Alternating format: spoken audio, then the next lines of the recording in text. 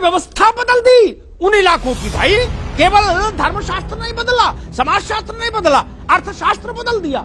फिर क्या दिक्कत है?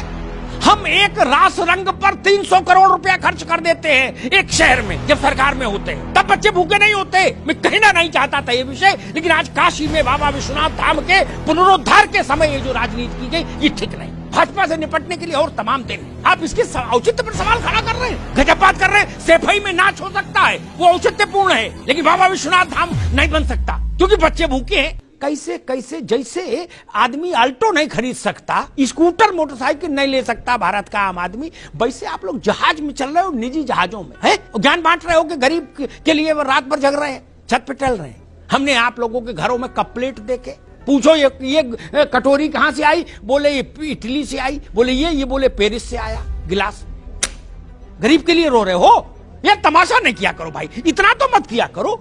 लोग सुनते होंगे टीवी पर, इस पर तो क्या कहते होंगे? जहर खाने का मन करता होगा गरीब आदमी का। उसके गरीबी के साथ मजाक मत करिए। आप रोटी नहीं दे सकते तो शांत तो रहिए। काजू बादाम खाने के बाद बाहर निकले और ये कहें कि मैं भी भूखा हूँ, ये तो झूठ मत फैलाइए। क्या आपके घर में बाल बच्चों की शादियां नहीं देखी हमने? नहीं देखी क्या?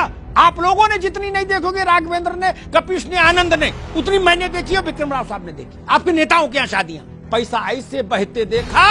कानपुर में तो गंगा में भी उतना जोर नहीं है, गंगोत्री गंगा समझो, ऐसे पैसा बहते देखा। एक नेता की यहाँ शादी हुई थी परिवार में, जहाज ऐसे उड़ा और बात कर रहे हैं कि 400 करोड़ कॉरिडोर में लग गया, देश भूखा है। गजब बात है। जहाज ऐसे उड़े जैसे विक्रम टेम्पो चलते हैं चमनगंज से कानपुर में, उस फ्रीक्वेंसी में जहाज उड़े।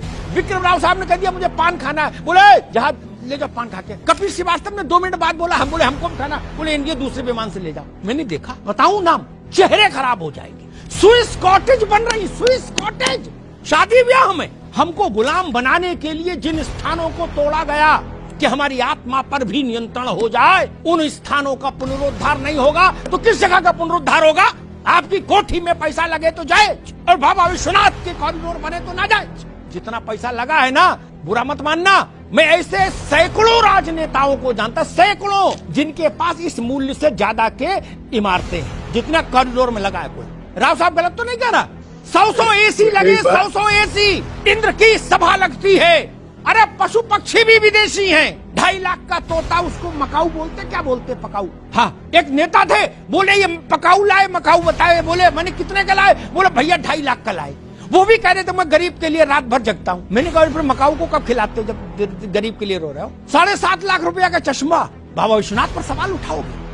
आप लोगों के पास नैतिक सत्ता नहीं है, नैतिक सत्ता नहीं आपके पास सवाल उठाने की। भाई आपके कमाई का कोई साधन नहीं और आप कपड़ा रोज 3 बार बदल रहे हो, नींबू काट पहन रहे हो, कहां से आता है पैसा? काम कोई है नहीं, धंधा कोई है नहीं, बायोडेटा में लिखा समाज सेवा, और फॉर्च्यूनर में चल रहे हो झमाझम, 4 गाड़ी आगे 4 पीछे, और जूता भी साला सफेद पहन रहे हो, मोजा ही नहीं।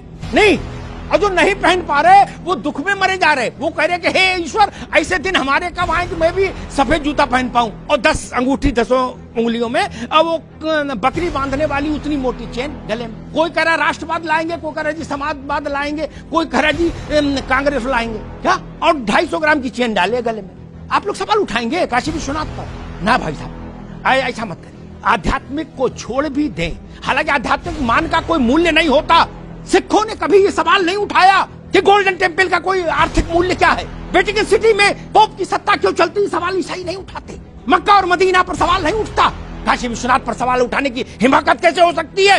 अयोध्या पर सवाल उठाने की हिमाकत कैसे हो सकती है? जब राजनीति नहीं थी, जब पार्टियां नहीं थी, जब नेता नहीं थे, तब इस देश को किसने एक रखा मेरे मित्र? हम लोग तो बाद में आए हैं नेतागिरी करने के लिए। हजारों साल की गुलामी के बाद भी अगर तुलसी चौरा बचा रहा, उसमें दीपक बाती होती रही, अगर सत्यनारायण की कथा बची रही, अगर बजरंगबली का मंदिर बना रहा, अगर राम सीता विवाह हो की यादें बनी रही हमारे जहन में, तो यही मठ मंदिर थे जिन्होंने भारत की आत्मा को जीवित रखा। शासक कोई रहा हो, शक आए, हूड़ आए, मुगल आए, कहां के अलबन बलबन सब आ गए, क्या कर लिए? काल के गाल में समा गए। केवल हम जिंदा रहे। कुछ बात है कि हस्ती मिटती नहीं। इसलिए मैं सबसे कहूंगा, स्वागत कीजिए बाबा विश्वनाथ के इस कॉरिडोर का, इस संकुल का। ये भारत की आत्मा का शंखनाद है, इसको सुनिए।